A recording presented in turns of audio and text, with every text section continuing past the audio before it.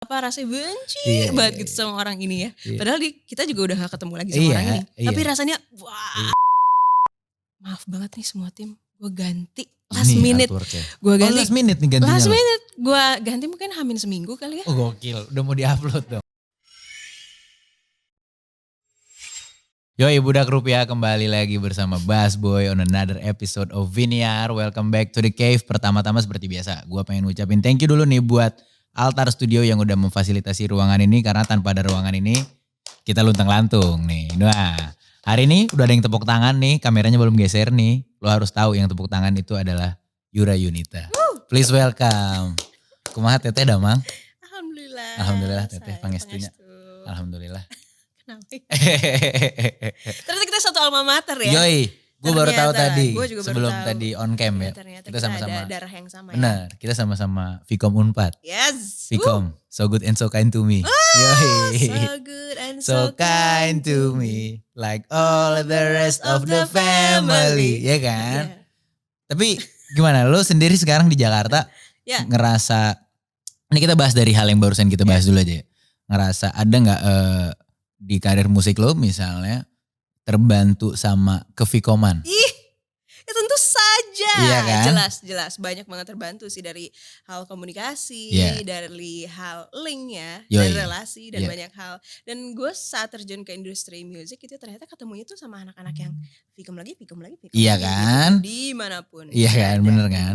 Karena kayak sekarang juga bahkan di angkatan gue gitu gue ngerasain, ya gue ngelempar press release, ya barudak gitu loh. Kamu lagi, kamu lagi, dia juga. Dia juga gitu, benar. Band-band yang lain juga, Vkom juga lagi gitu. Manajernya, orang labelnya, A&R-nya dia lagi gitu loh. Jadi menurut gue ternyata oke juga ya kuliahnya ternyata gitu. Thank you Vkom. Love you. Iya. Walaupun modulnya biasa aja sih. Iya modulnya sih biasa aja ya gitu. Tapi linknya ya. Linknya. Dan sangat membuka pintu. Hal-hal yang lebih besar. Berarti lo dulu tapi di Nangor gak ngekos dong berarti? Gue ngekos semester 5, semester akhir. Oh udah mepet-mepet lulus ya. Karena lebih tinggi intensitas lo harus ke kampus dan lain-lain. Tapi akhirnya gue gak betah jadi gue pulang. Oke. Gue gak betah dulu ngekos takut banget soalnya. Kenapa? Karena waktu itu gue digangguin tau gak sih? Sama hantu? Ya satu. Iya. Oh iya. Selain sama hantu ternyata juga sama warga sekitar gitu. Oke. Ya pernah ada yang ngejailin gitu tiba-tiba malam-malam gue tok. Takut kan? Iya. Itu kosan perempuan loh padahal. Tapi dia tok. Terus tiba-tiba pas dibuka gak ada orang. Serem amat. Iya sering terjadi tuh. Makanya tidak. Aku hanya setahun habis itu aku balik langsung ke Bandung. Gokil. Dan beres dari kampus langsung pindah ke Jakarta. Beres dari kampus tuh waktu pokoknya semester 5 semester 6 itu gue sambil siaran di salah satu radio di Bandung. Sambil skripsi. Radio Kuning. Kuning ya, terus habis itu gue sambil ngerjain. Gaul soalnya lo. Kuning juga radionya. Kan? Gue gak siaran di Bandung, gue sekarang siaran di Jakarta. Oh lebih gaul lagi dong. Terus habis itu selain siaran, selain skripsian, gue sambil ngerjain album pertama dulu. Oke, berarti lo udah nyanyi dari kuliah? Udah menabung untuk bikin album. Iya, maksudnya lo udah beneran bikin album kan bukan lagi langkah menyanyi sebagai hobi ya? Iya. Udah, oke, nyanyi nih gue gitu. Terus timingnya tuh pas, jadi pas gue rilis album, minggu depannya tepat gue wisuda. Oke. Gitu. Jadi abis udah wisuda, udah gitu aku masuk di dunia ini. Langsung, yoi. Kalau kata temen gue tuh salah satu privilege-nya jadi musisi, walaupun maneh miskin bro katanya, maneh tuh mual nganggur. Musisi tuh gak pernah nganggur katanya. Selalu ada ya. Selalu ada dia, walaupun gak ada kerjaannya. Tapi kalau ditanya pekerjaannya apa? Musisi. Tapi selalu ada alhamdulillah. Pokoknya semenjak lulus itu pintu-pintu kesempatan terbuka, dan ya? rezeki selalu terbuka. Terus, sampai hari ini gitu. Album lo keluar sebelum lo wisuda. Ya seminggu sebelum aku wisuda. Tapi berarti udah lulus dong. Udah lulus dong. Karena gue pertama kali ngeluarin EP itu di hari bersamaan gue sidang. Ya kan deket-deket gitu kan, seneng deh timingnya gitu. Karena EP gue juga judulnya dulu Fresh Graduate. Oh cocok ya, relate sama dirimu cocok, iya kan.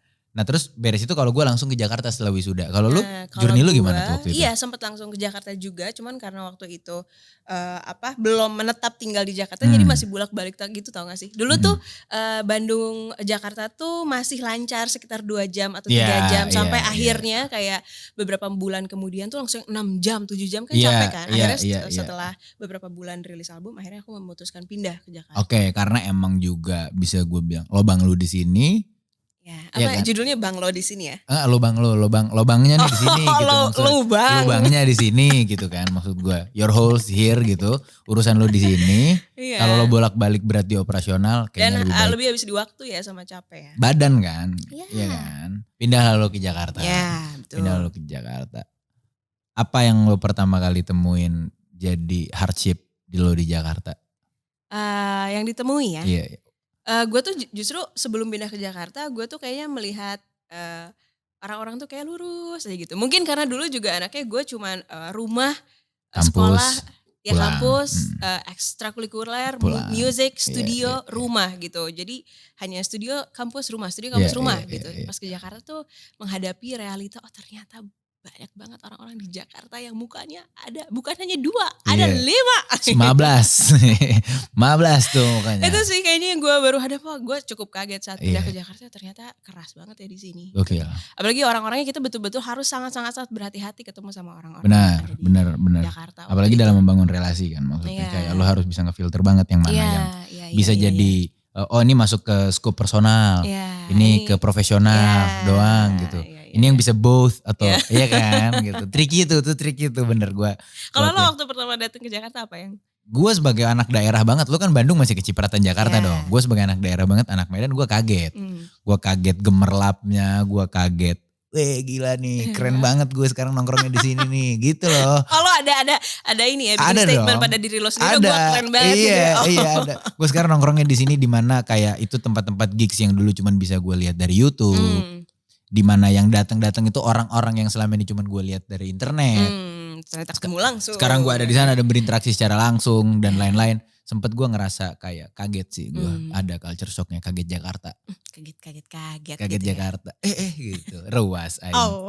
Rewas. Nah tapi lu sendiri itu kan tadi masalah yang kayak menemukan orang yang ternyata punya banyak ragam fasad. Itu kan bukan masalah yang cuma terjadi sama lo gitu. Maksudnya mungkin hampir rata perantau di Jakarta ini menemukan. Kalau specifically yang terjadi sama lo as a woman. Karena kan album lo nih banyak membicarakan tentang perspektif lo sebagai seorang wanita di Indonesia. Wow. Kalau ini cukup tantangan ya sebenarnya bahwa sebelum di album pertama, jadi fase-fase sebelum aku masuk industri musik dan baru mau masuk gitu, kayak umur gue masih kayak 14 atau 15 tahun, waktu itu sempat kayak juga ada dipanggil atau diajak oleh sebuah apa kita bisa bilangnya mungkin sebuah naungan lah lembaga ya di masa lalu waktu masih muda sekali pernah diajak untuk oh yaudah suara kamu bagus banget, main piano juga bagus, ciptain lagu bagus, kita bergabung bersama kami gitu kan. Itu juga semuanya perempuan gitu di masa itu. Terus gue udah bikin lagunya, ngerekam suara gue dan lain-lain, tapi di tengah-tengah ternyata gue baru dikasih tahu berubah plannya dalam arti, oh ya suara kamu bagus, bikin lagu juga jago banget, tapi kayaknya nggak bisa deh kamu masuk industri musik ini karena badan kamu kurang ini, terus wajah kamu kurang ini, kurang mulus, kayak kamu kurang tinggi, kurang bule, matanya kurang coklat, gitu. Jadi kita ganti, suaraku udah direkam nih. Jadi kita cari ya, kita audisi, Yura kamu ikut audisi ya untuk kita bisa memilih perempuan mana yang bisa menggantikan suara kamu, menggantikan wajah aku. Jadi pakai suara aku. Jadi dia nge-lip-sync suara aku. How do you feel at that time? Dulu kayak kok gitu ya. Aku sempat sedih banget. Kenapa ya perempuan dinilai bukan dari value-nya tapi dinilai dari beauty standard yang tercipta di society menurut mereka gitu. Fasad balik lagi tampilan luar gitu kan. Iya, di situ aku agak gak setuju ya. Tapi waktu itu kayak kita ikutin dulu aja alurnya. Sampai waktu itu aku ikut mengaudisi. Mulai dari yang tinggi sekali semampai, yang kayak bule banget atau segala macam. Berarti dirimu waktu itu sempat melihat sangat scouting dong, berarti ikut scouting ikutan, di situ. Padahal untuk menggantikan posisi dirimu waktu itu gitu loh. Menggantikan wajahnya, iyalah maksud gue it's a big part. Tapi suaranya pakai suara aku. Iya kan? Gitu kan, itu kan sesuatu yang kayak wah itu cukup bertentangan dengan isi batin aku ya. Pastinya. Itu bergejolak sekali. Itu pertama kali aku merasakan gejolak di batin aku yang rasanya ini bukan seperti ini. Ini bukan hal yang baik. Ini bukan hal yang aku mau. Tapi waktu itu dulu aku gak berani ngomong gitu. Karena itu kan sesuatu lembaga yang sangat besar. Dan dulu aku ngerasa masih sangat muda sekali. Dan tidak ada keberanian untuk mengutarakan hal tersebut gitu. Dan Kak Yura juga ngerasa kayak oh gue masih anak baru nih gitu. Nah, Iya. cuman aku beruntungnya aku berada di ekosistem yang sehat, ada di lingkungan perempuan-perempuan yang juga mensupport aku untuk Mhm, berani untuk mengutarakan mhm, isi hatiku, isi batinku, mamaku mhm, khususnya dan mhm. beberapa teman-teman perempuan dan saudara-saudara perempuan aku lain. Kalau mamaku tuh kayak, "Mama nggak mau anak perempuan mama diginiin, Mhm, ngomong Neng, mhm. hanya Neng yang bisa ngomong," gitu. Kita di keluarga nggak ada yang bisa ngomong, harus dari Neng ya kalau memang Neng nggak mau gitu kan. Ya, Akhirnya diyakinkan, disupport oleh banyak kekuatan perempuan di samping aku dan akhirnya aku berani mengutarakan bahwa ini bukan hal yang aku mau gitu. ya, Walaupun segimana kita udah berani untuk speak up bahwa ini bukan hal yang aku mau, tapi ternyata di depan tuh Eee, ada aja orang yang memandang kita untuk mencoba menjatuhkan, ya, mencoba menutup langkah ya, kita ya, gitu. ya, Tapi dari ya. situ akhirnya aku belajar bahwa, semakin orang mencoba menutup langkah kita dan menghalangi jalan kita untuk meraih mimpi kita, di situ aku belajar bahwa aku sebagai perempuan ternyata bisa berdiri jauh lebih tegak untuk bisa Gokil. membuktikan untuk diri aku sendiri, nggak usah ngebuktiin sama orang lain, Iya, ngebuktiin sama diri aku sendiri bahwa aku bisa membuat jalanku sendiri, yoi. gitu. We don't need the key, we'll break in. Iya. Dari situlah Das. dar gitu. Tapi Das. ya habis itu akhirnya aku keluar dari keadaan tersebut dan akhirnya aku belajar nulis lagu sendiri dan Ya, menciptakan jalanku sendiri sampai akhirnya aku ada di titik di ini titik hari gitu. ini Ya, kita berjumpa hari ini. Blast Boy. Sebuah kehormatan Bas. hari ini bisa berbincang bersama kalian. Wow. Gokil, gokil, gokil, gokil. Album terbaru lo, Ya. Tutur Batin. Mhm. Tutur Batin tuh judul album yang menurut gua cukup gitu loh. Pas gitu. Terima kasih ya. Kayak ya ini tutur dari sini gitu. Mhm. Dan lo sedang bertutur gitu. Mhm. Gak cuman nyanyi gitu loh. Mhm. Maksudnya nyanyi semua orang juga banyak yang nyanyi kan gitu. Maksud gua ini beneran specifically lo tuh bukan ngomong lagi lo. Lo Mhm. mengadresnya bukan sebagai gua ngomong. Bukan Mhm. bukan obrolan batin, omongan Mhm. batin. Tutur. Tutur itu kan penyampaian yang sopan banget gitu loh. Mhm. Dan dari batin lo kenapa judulnya lo sampaikan seperti itu?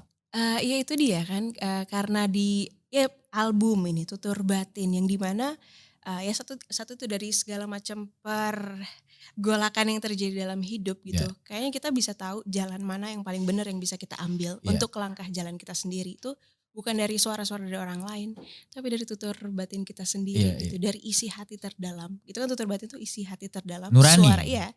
Prinsip juga kan datangnya dari sini kan, Benar. bukan dari orang Enggak. lain.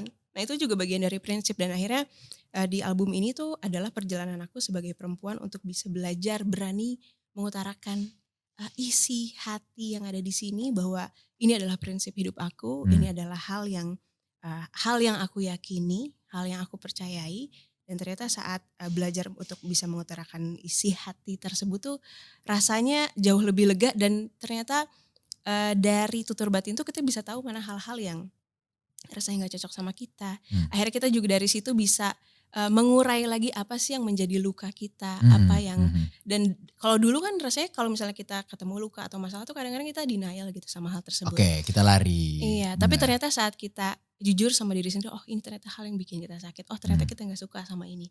Kita berani berhadapan dengan luka dan masalah itu ternyata Yes.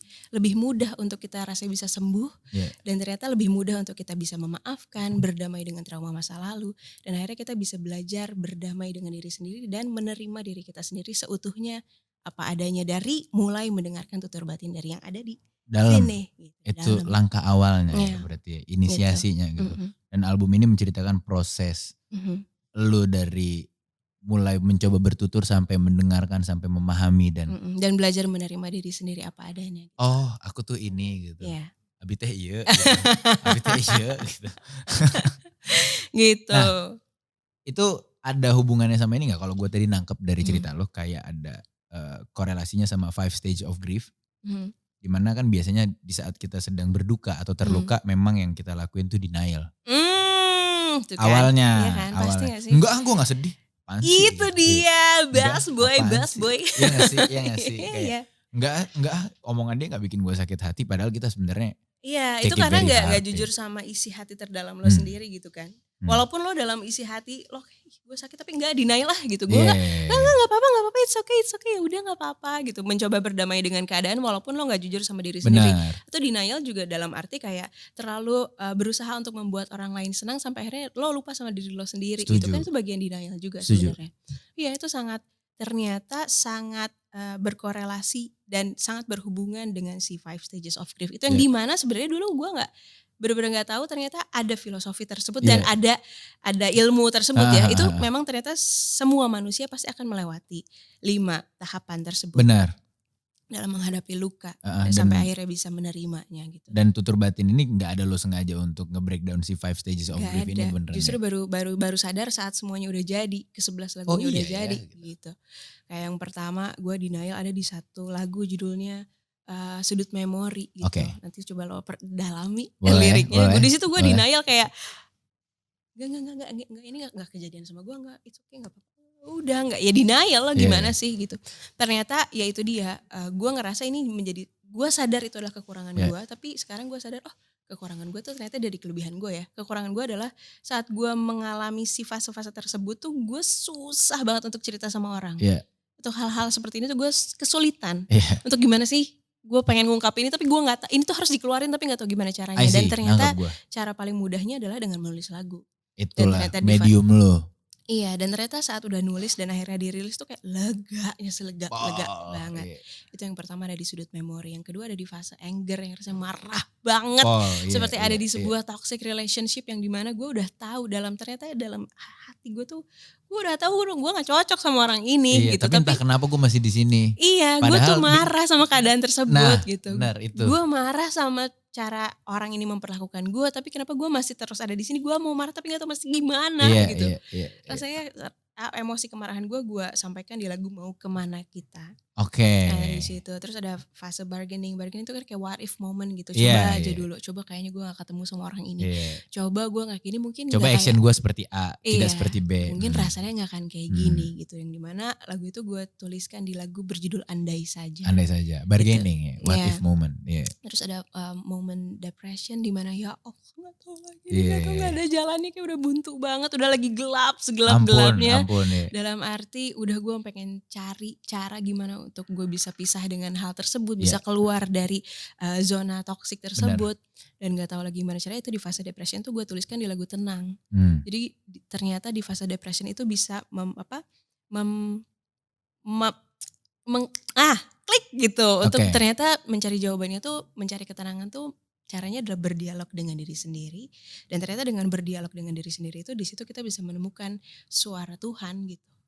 Suara batin kita tuh kan datangnya bukan dari kita sendiri, ternyata dari Tuhan, dari situ gitu. Makanya ada berikanku petunjukmu gitu, berikanlah aku cahayamu gitu. Ya Allah, karena aku benar-benar gak tahu mesti kemana lagi untuk mencari jalan keluar ini.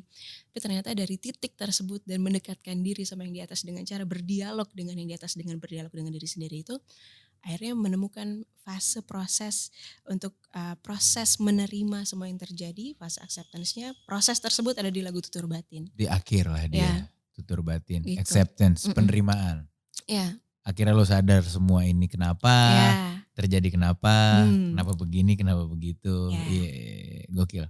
Gitu. Kalau lo ada gak tapi momen yang that you mind to share sama gue, kayak sekedar a glimpse aja.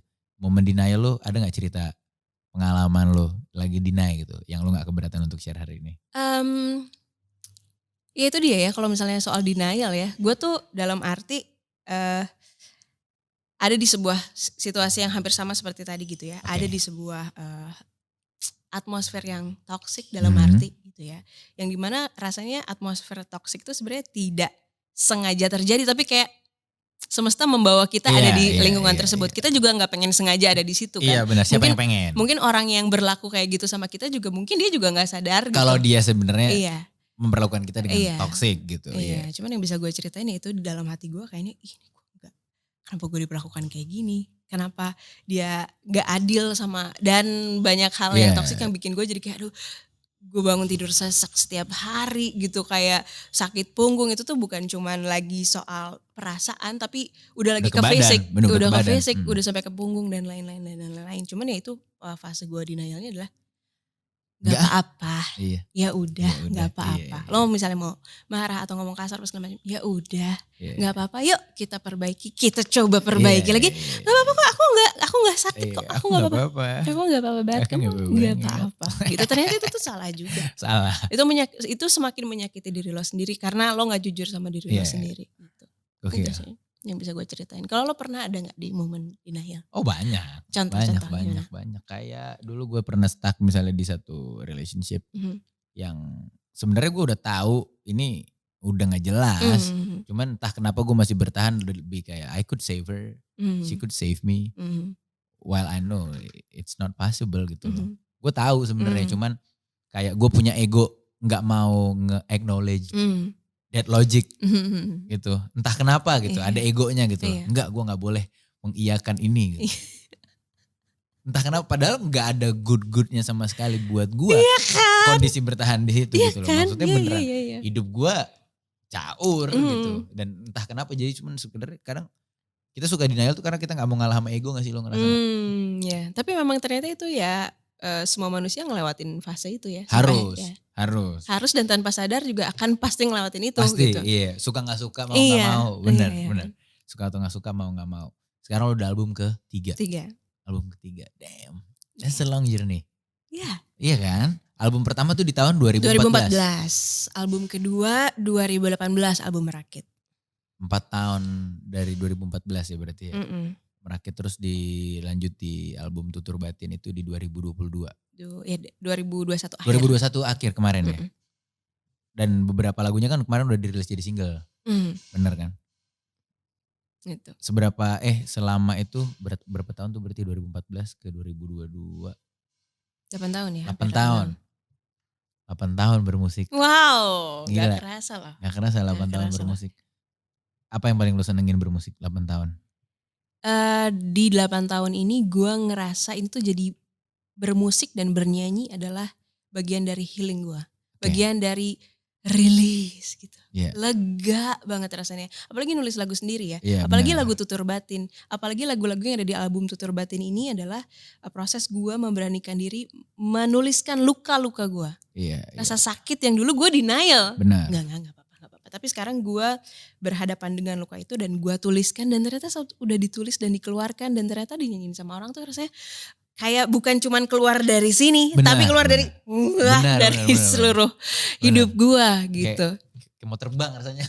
Iya itu mungkin kedengeran klise untuk orang lain part healing. Tapi untuk gue pribadi benar-benar ini menyanyi dan nulis lagu adalah I feel you. Jadi journey healing lo gitu kan. Gokil sih itu gokil banget sih. Dan maksud gue kayak lo bilang tadi hal-hal yang dulu lo deny, terus lo marah, terus lo bargain, terus lo accept. Itu aja udah proses yang panjang ya dari lo ngedeny ke accept. Dan lo tulis dan lo rilis itu bukan lagi cuma sekedar lo terima kan. Tapi lo bagi-bagiin ke you open yourself up gitu loh. To be vulnerable. Dan to be vulnerable secara consciously to a large number of people tuh it's not an easy thing loh menurut gue. Iya banget. Yang dimana gue orangnya juga tertutup banget untuk menceritakan hal tersebut dulu gitu kan. Tapi ternyata dengan cara keindahan lewat lagu tuh ternyata jadi lebih mudah. Gitu. Kayak kayak cover album gitu. Misalnya soal bicara tentang insecurity gitu. Bagi perempuan. Yang dimana dulu tuh gue struggle banget sama yang namanya hormonal imbalance acne. Yang dimana selalu ada di sini setiap hari, setiap saat. Apalagi masa-masa saat aku depression. Aku juga Nick. Iya kan? Tuh. Lagi kayak momen-momen fase-fase itu lagi di sebuah toxic situation itu benar-benar pernah ngerasa gitu kan. Minggu nih gila kok muka gue lagi bagus nih muka gue. Terus minggu depan ada photoshoot ya. 1 hari sebelum photoshoot keluar jerawat. Itu kan kadang-kadang selalu. Dan itu tuh kayak hilang tumbuh udah hilang tumbuh lagi sampai akhirnya waktu Desember tahun lalu gue akhirnya memutuskan untuk ke Ubud waktu itu. Gue pengen melakukan detox healing journey aku 14 hari di sana yang dimana sebenarnya aku utamanya cuman pengen nyembuhin hormonal imbalance acne aku yang udah bertahun-tahun. Ternyata saat datang ke sana karena itu benar-benar membersihkan diri dari dalam ya itu kayak journey emotional spiritual juga gitu. Ternyata cara untuk ngilangin ini tuh bukan dari luar. Tapi bagaimana kamu menghadapi luka-luka kamu itu ada kayak momen namanya Theta Healing. Jadi kita masuk ke gelombang Theta gitu. Masuk ke alam bawah sadar terus muncullah masalah-masalah yang jadi akar masalah aku di masa lalu. Dan ternyata dihadapkan dengan luka tuh rasanya sakit sekali, sedih sekali dan nangis banget. Tapi ternyata saat dihadapkan luka disitulah aku belajar untuk memaafkan orang-orang yang dulu menyakitkan hidup gue. memaafkan trauma-trauma masa lalu. Dan itu benar-benar nyata banget loh di masa Tita healing itu. Dan ternyata selama 14, beres dari 14 hari itu, aku belajar mengenal diriku lebih dalam, belajar memaafkan. Beres dari situ hilang loh semuanya. Gokil. Itu gila sih. Oke, itu di Ubud. Di Ubud. Nama Nama programnya apa? tempatnya Amarta Sidi. Amarta Sidi, Iya, oke. itu dokternya dari India gitu. Itu bener-bener ngubah hidup gue banget. Alright. Ini gue soalnya tertarik nih. Soalnya menurut gue dari journey sepanjang gue hidup yang benar-benar life changing banget tuh, satu umroh, kedua pas waktu gue di Amarta Si Sidi Amarta ini. Sidi nih, oke. Gue Iya. sangat tertarik. Umroh, gokil. Iya. Gokil, gue lemes gue. Beneran gue gak bisa ngomong apa-apa waktu dihadapkan sama Ka'bah gitu. Gue nyampe Ka'bah, gue beneran kayak. Gue tahu rasanya. Iya. Ini Amarta Sidi ini menarik nih buat gue. Iya, menarik banget sih. Itu benar-benar langsung hilang. Hilang sehilang-hilangnya sampai akhirnya gini ya. Satu momen misalnya, apa sih Kak rasanya setelah healing journey 14 hari di sana waktu dari Ubud?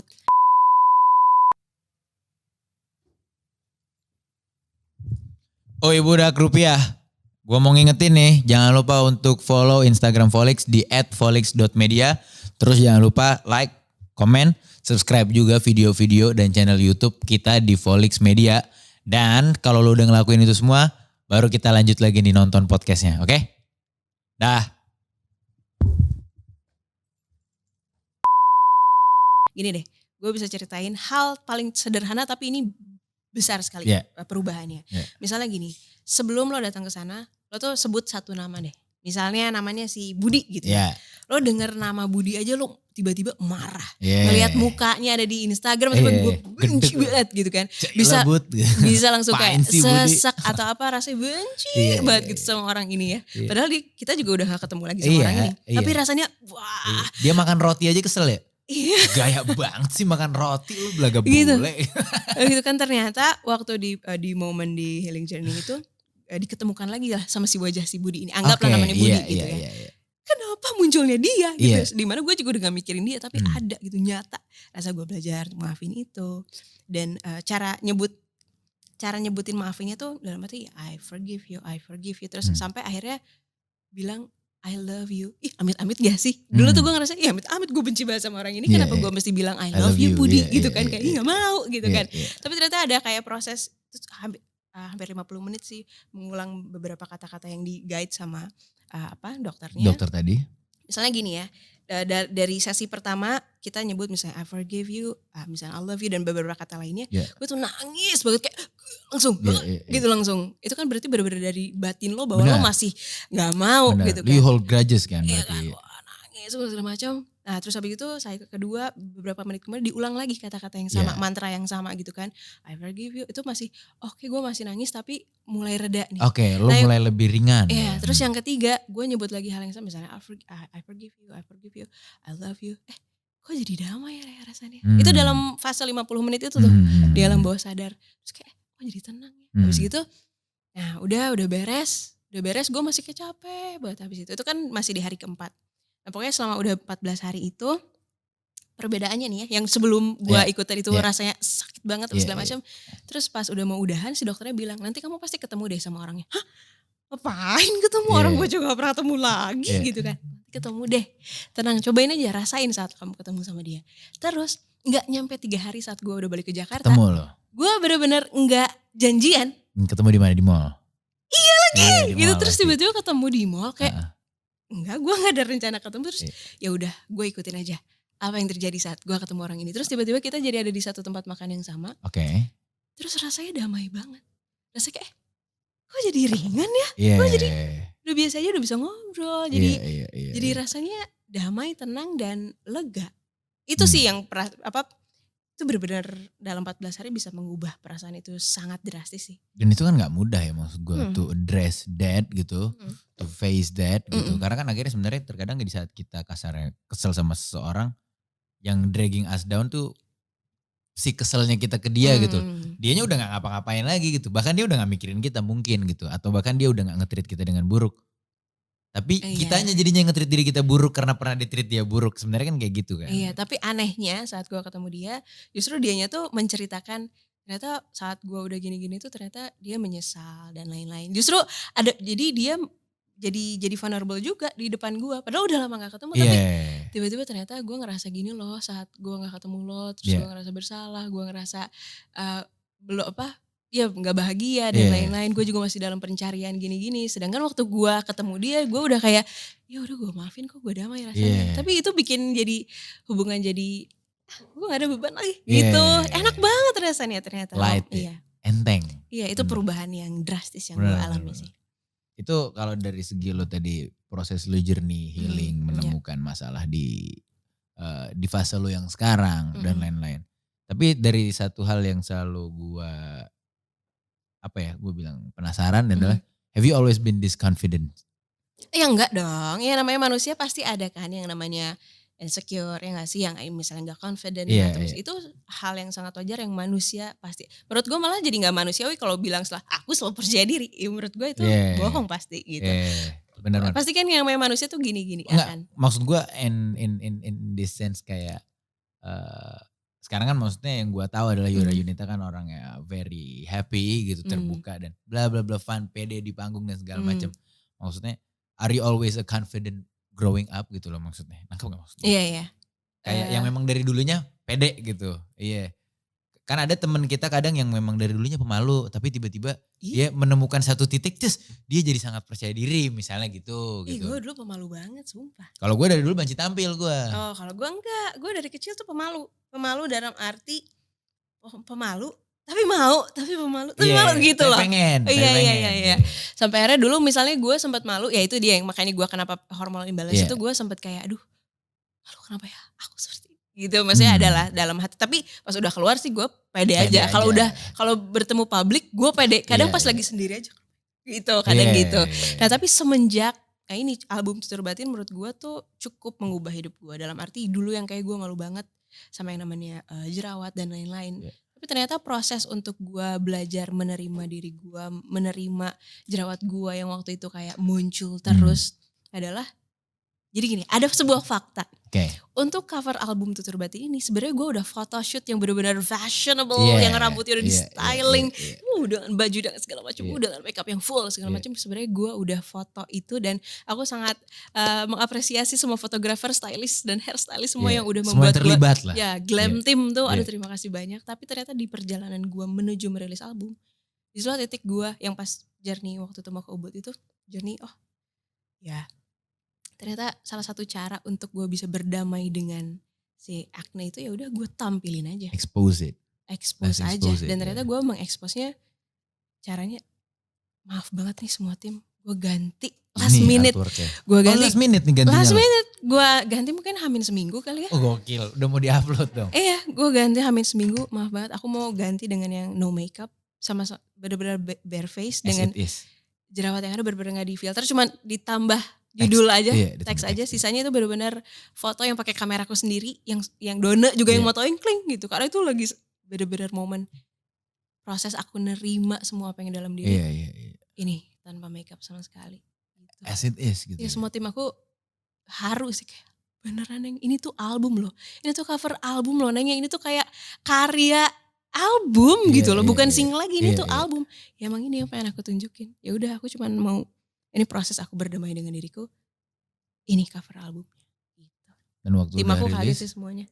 Udah dilihat, rasanya pasti lega ya? Lega banget sih, lega banget, dan ternyata gue bisa lebih menerima diri gue seutuhnya. Dan ternyata bener gak kalau gue bilang, ternyata orang-orang gak sepeduli itu juga sama kayak, nanti gue takut. Iya karena insecure tuh gitu kan, overthinking tuh cuma ada di kepala lo gitu. Padahal orang-orang gak peduli juga sebenarnya kan gitu, in a way lah gitu maksud gue. Gokil. Tapi untuk sahabat-sahabat yang benar-benar tahu perjalanan gue sih, mereka benar-benar bilang ini tuh sesuatu yang besar sekali loh Yura. Kamu mau pasang ini jadi cover album tuh, ini tuh langkah yang butuh keberanian besar sampai akhirnya ya I know, udah gak apa-apa ini aku maunya. Jadi mohon maaf waktu itu aku sempat maaf juga sama tim glam team yang sudah bikin photoshoot yang luar biasa bagus itu. Cuman ini yang ingin aku sampaikan gitu. Tapi photoshootnya udah jadi? Udah. Itu tuh udah foto hamin sebulan setengah sebelum albumnya rilis. Hasil fotonya ada yang lo post gak? Enggak ya Bun ya. Enggak. Menarik tuh, kayak lu bikin deluxe version atau apa gitu. Susah gue otak agensinya langsung jalan gitu. Seneng ya ketemu dia ya, Kayak banyak ide. deluxe versionnya kayak apa kayak gitu. Ntar comparationnya gitu-gitu dan segala macam. Kayaknya oke tuh. BTW gue pengen nanyain pertanyaan yang bukan dari gue.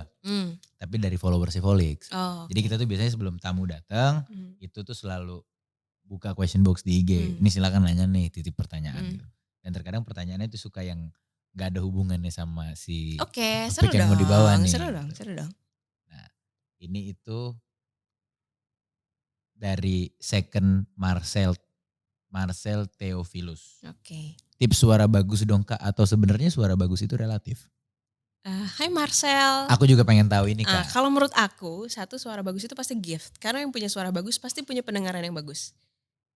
Iya. Ya, karena nggak mungkin kalau orang yang nyanyinya fals, itu tuh memang pendengarannya. Di sini masalahnya. Iya gitu. Menurut gue tuh itu satu gift. Tapi setiap orang punya keunikan dan karakter vokal masing-masing.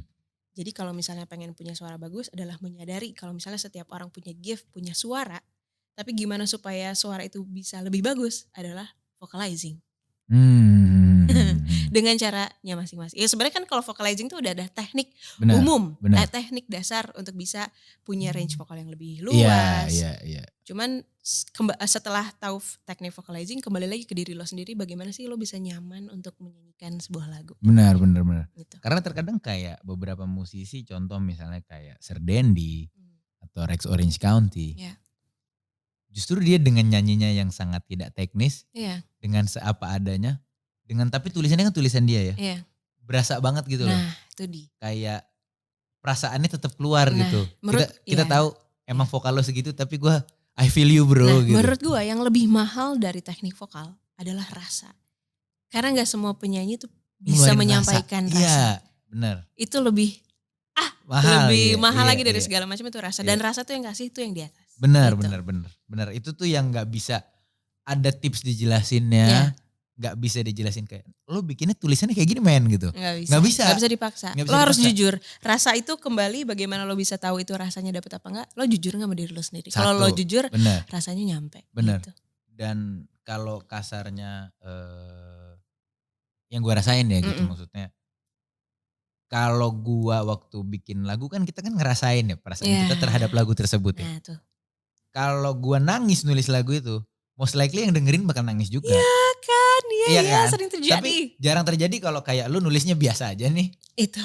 Terus dia nangis tuh jarang kan? Jempol lo ya. Iya kan? Nah, jarang kan? Nah itu dia. Kalau lu ngerasa nulis lagunya happy, fun, rata-rata nanti feedbacknya yang denger, gila lagu lu fun banget ya gitu. Iya karena itu kan menyampaikan energi ya. Benar. Bukan hanya rasa, juga energi. Dan energi itu saling terkoneksi satu sama lain.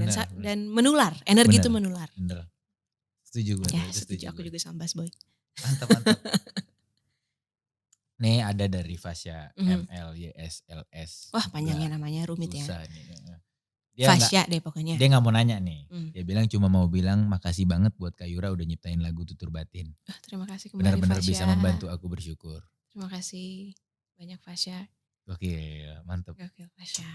Nah ini ada dari @AFRDAAAAFerda. Bertahan atau melepaskan jika masih sayang namun tidak yakin lebih lama lagi. Nah ini kayak gini-gini nih, gue suka nih nanyain kadang nih. Bertahan atau melepaskan. Iya. Ya kan? Dulu, ya karena gue ada sekarang alhamdulillah udah di fase ini. Dulu gue kayak bertahan deh. Ya kan sama kayak lo juga kan. Gue bertahan deh.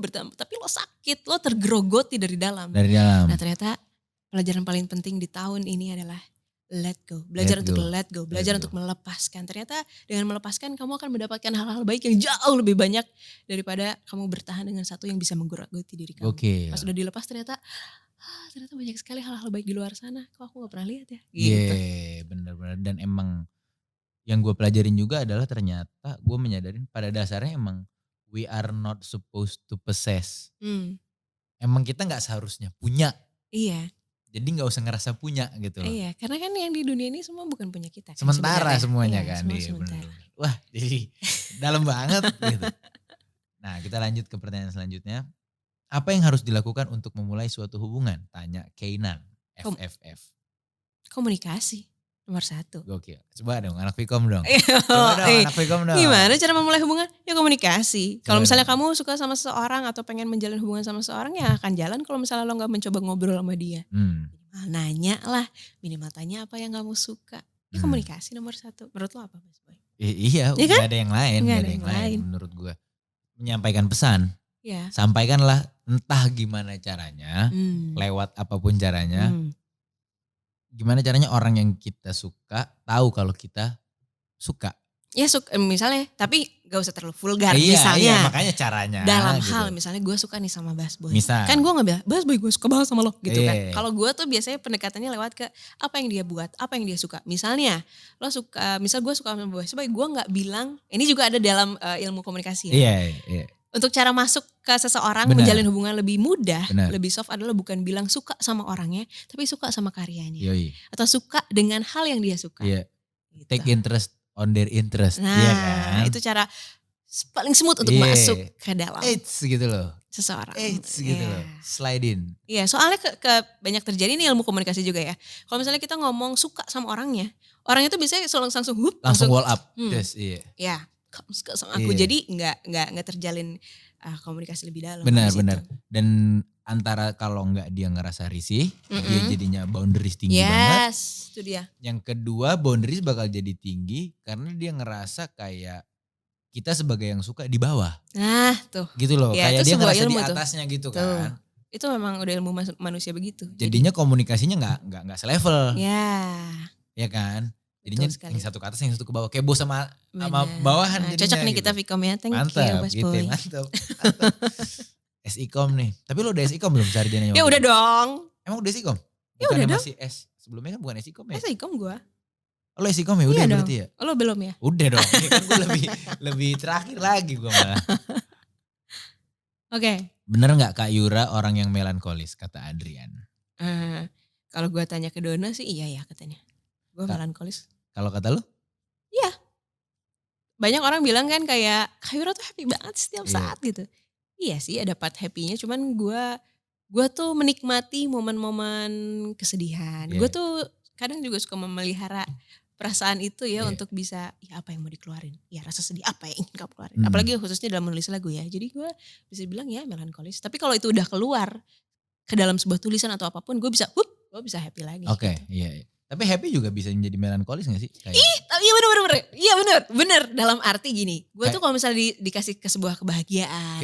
gue bahagia banget. Gue gitu. bahagia banget dalam arti gue pasti nangis. Iya, thank you Karena banget. terharu Iya, gitu. iya. Kayak misalnya gue ngelihat kebahagiaan bapak dan anak gitu ya. Kayak ada Tintus aja misalnya tim gue. Iya. Atau Ami misalnya sama anaknya lagi. Gue bisa nangis. Iya. Mungkin dia gak Itu sadar. Saat gue melankolis. pulang di mobil gue nangis kayak. Hubungannya indah banget Iya. gitu. Itu melankolis versi happy kan? Iya. Iya bener. Setuju gue. Tapi ya menurut gua syarat enggak ini bukan syarat mutlak ya. Ini menurut gua aja sesuatunya gua. Syarat orang untuk jadi musisi itu harus melankolis. Jempol untuk Iya Bas kan? Boy. Iya Nah, kan? gua suka Kalau nih. enggak dapet gitu loh. Nah tuh dah. Karena kan kerjaan kita sebenarnya meromantisasi hal-hal kan. Iya bisa jadi meromantisasi atau memang ya apa adanya begitu. Apa adanya. Gitu. Intinya maksudnya kayak kita Peka akan. nah itu ngerasain gitu loh. Iya. Mulai dari pengalaman pribadi, situasi kota. Ya. Jadi makanya ada musik yang kayak musik soal batin, ada musik soal masyarakat. Iya. Ya kan? Karena gak semua orang dikasih kepekaan tersebut. Nah, Ya. benar. Jadi ya Dan beruntungnya kita jadi musisi dikasih gift kepekaan akan hal itu rasa tersebut. benar. Ya. Jadinya melankolis ya. Benar. Jadi melankolis tapi iya. Jadinya Tapi lo melankolis juga ya? Gue melankolis banget gue. Seneng gue ketemu melankolis lagi. Gue melankolis banget kayak hal-hal kecil aja yang kayak misalnya gue outing nih sama teman-teman gue udah lama gak ketemu sama teman-teman kampus. Terus cabut ke Bandung misalnya sewa villa gitu rame-rame. Gue tuh bisa nanti yang kayak nangis kayak thank you banget cuy. Udah jadi temen gue gitu. Thank you banget ya udah jadi temen gue. Bener Gitu. banget sama lagi. Kalau gak ada lu gue gak tahu nih harus apa. Gitu. Bener sih. Yang segitunya banget padahal dia yang kayak apaan sih lu gitu. Iya. Kayak misalnya ini aja, misalnya tim gue gitu. Ah. Karena udah punya anak kan. Terus dia video call sama anaknya perempuan gitu. Bella sama Tintus. Anaknya video call gitu. Papa, gue nangis di belakang. Gokil. Gila. Iya. Cintanya mereka luar biasa. Yeah. Besar gitu. Pure Tapi gue gitu tuh gak berani ngomong gitu di depan Iya. dia. Gue tuh kayak, gue simpen di. Lo rasain di sini Iya. gitu ya. lo simpen rasanya gitu. Iya. Suatu saat bisa lo olah dan lo tuang lagi Iya. gitu jadi karya. Gokil sih. Gitu. Seniman. Seniman. Namines. Sikap untuk orang yang sedang meniti karirnya maksudnya gimana? Ini gue sebenarnya kurang nangkep. Mungkin lo Oh, nangkep gak? sikap orang yang lagi mau meniti karir ya. Sabar dan konsisten. Sabar, bener sih. Sabar, konsisten, percaya. Udah. Iya. Udah cukup sih sebenarnya. Sabar, konsisten, percaya. Dan kalau gue paling nambahin kayak harus suka. Passion kamu ya. Iya harus suka gitu. Karena kalau gak Iya. suka akhirnya waktu gak dapet achievement atau waktu lagi tidak going well. Jadinya kayak gak deh gitu. Gak mau ngelanjutin. Tapi kalau itu passion lo, mau segimanapun masalahnya, segede apapun halangan terbentang. Iya. Kalau itu adalah jiwa lo dan itu passion lo. Batu pasti. Akan Iya, aku kejar akan aku terus. kejar, Akan benar. aku kerjain terus. Dan Ngotot. lo happy ngerjainnya. Benar. Benar. Akan ngotot. Ya. Nah terakhir itu pertanyaan dari Smithy Werben Jagerman Jensen. Lo tau gak tapi Smithy Werben Jagerman Jensen? Lo nonton SpongeBob gak? Nonton. Lo tau gak episode yang ada topi? Mhm. Ini gak penting banget sebenarnya, cuma gak apa-apa ya. Gue ngikutin SpongeBob. Iya, ada topi, Mhm. terus yang ada gelembungnya. Ya. Yang topinya tuh bisa otomatis buat si Niup. SpongeBob niup gelembung. Oh iya. Iya. Terus topi itu punya mayat kan? Oh iya, Iya. yang di kapal. Bukan, ada di pekarangan di kuburan Bikini Bottom, TPU Bikini Oh, Bottom. TPU. Iya. Ya, Mayatnya ya, itu yang punya topi sebelumnya itu. Oh iya namanya iya Smithy iya. Werben Yang Jensen. topinya direbutin itu kan? Iya. Iya. Nah gak penting sih. Iya. Tapi ini pertanyaannya, Oke. lirik lagu pertama kali yang gak pernah dipublish. Lirik lagu pertama yang aku bikin tuh lagu berawal dari Tatap dan dipublish. Itu pertama Itu. langsung dipublish. Ya. Dipublishnya maksudnya itu kan dipublish yang. Gini, aku nulisnya di umur 15 tahun. Oke. Dipublishnya tahun 2014. Oke. Iya gitu. Alright. Berawal dari Tatap. Iya. Kau membuatku bahagia. Oke. Kayak di Bisa. kaset. Kaset ya. Kayak di Thank you, kaset. thank you. Iya, itu lirik pertama yang gue tulis dan gue gak pernah sangka ternyata berapa tahun kemudian tuh. Dirilis secara profesional. Iya, hampir 9 tahun kemudian. Tapi ada gak lo yang dirilis gituan aja gitu? Enggak. Ya pasti kalau dirilis ya jadi udah ada di semua digital platform. Iya. Gak pernah ada yang keluar di SoundCloud. Iya. Gimana Iya. gak ada. Oke. Karena gue sempat ngeramin fase itu gitu. Yang dimana cuman gue rilis. Bahkan gue sempat ngerilis sebelum gue jadi Bassboy. Baskara. Gitar Boy. Baskara doang gitu. Oh. Iya. Emang Ada. nama lo Baskara panjangnya? Nama gue Baskara. Oh. Makanya Bassboy. Bagus ya Bassboy. Soalnya nempel gitu Bassboy. Mudah gitu. ya, Ya, catchy mudah. gitu Iya, ya. iya. Yoi. Pilihan yang tepat itu direknya. Iya, Jadi iya. brand name. Oh, keren banget. Nah itu tuh gue sempat ngerasain yang kayak lagu-lagu prototype lah ya. Sebelum gue menjadi si Bassboy. Yang gue rilis yang sekarang udah gue hapus juga. Iya, karena lumayan malu-malu. Ini proses ya. Proses. Iya. Lo tapi ada gak ngerasa lagu lo, ini mungkin jadi pertanyaan-pertanyaan di akhir-akhir juga nih ya. Karena kita udah di penghujung acara juga. Ada gak lo pernah sempet ngerasa lagu lo yang kayak, kok kayak gini sih? Kayak lo gak, you just doesn't feel it gitu. You just don't feel it kayak, kok kayak gini sih? Kayak kurang nih gitu.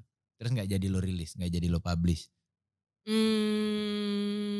Draft pernah ya draft ya. yang selamanya akan menjadi draft atau bahkan dihapus, ada nggak?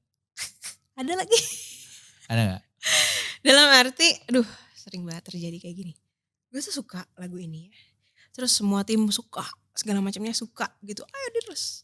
Hati gue, enggak, belum sekarang. Belum sekarang. Ada juga yang kayak lagu yang waktu itu asalnya mau dirilis di album kedua, tapi pas album pertama kayak enggak, belum sekarang gitu. Ada juga yang kayak gitu. Ada juga yang lagunya udah jadi apa segala macam, udah kayak orang film mau pakai itu. Kayaknya ini bagus, udah sempet tersebar lah lagunya di mana-mana tapi belum dirilis. Belum dirilis ya. Buat soundtrack film apa atau mau series apa, mau series apa. Saat orangnya mau, jangan. Buat aku. Iya. Jangan diambil, jangan jadi dibeli deh. Iya. Enggak apa-apa dibayar berapa, jangan diambil. Tetap jadi buat gue. Itu kenapa? Gak tahu, gue masih mencari kenapa alasannya gue seperti itu ya. Mungkin bisa jadi ini waktu, mungkin bisa jadi lagu ini kalau dirilis gue di beberapa waktu yang tepat, mungkin kapan itu gak tahu, mungkin akan jadi sesuatu. Tapi bukan sekarang, itu. Oke. Karena gue pernah dapat cerita ini juga ya dulu, lagu Cinta dan Rahasia yang sama Glenn Fredly. Iya.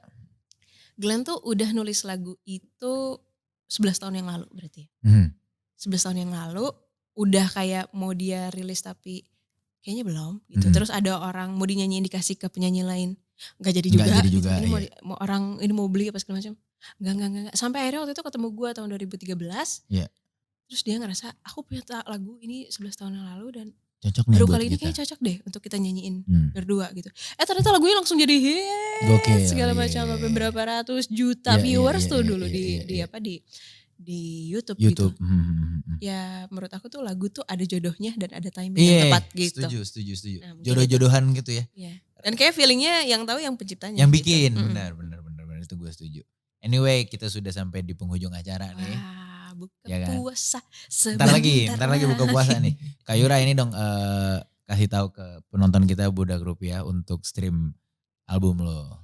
Semua teman-teman, sekarang juga setelah ini langsung mendengarkanlah album terbaru Yura, album Tutur Batin. Oke. Dan mudah-mudahan teman-teman bisa menyelami isi lagunya dan bisa relate sama kisah teman-teman di keseharian.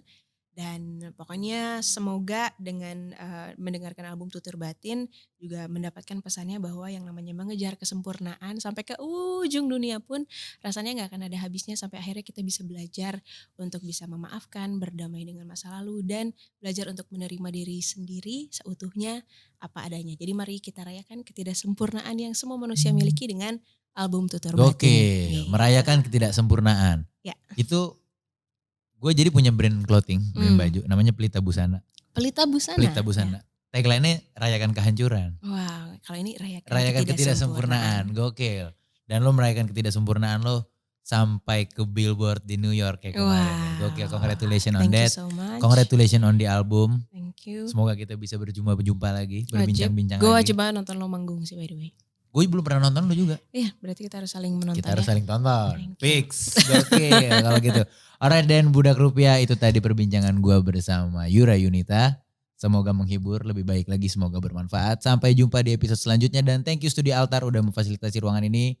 Bye. Bye. Hai, saya Yura Yunita. Terima kasih banyak ya udah nonton episode Yura di Viniar. Dan jangan lupa like, comment, dan subscribe. Dan juga nantikan episode-episode berikutnya di Viniar.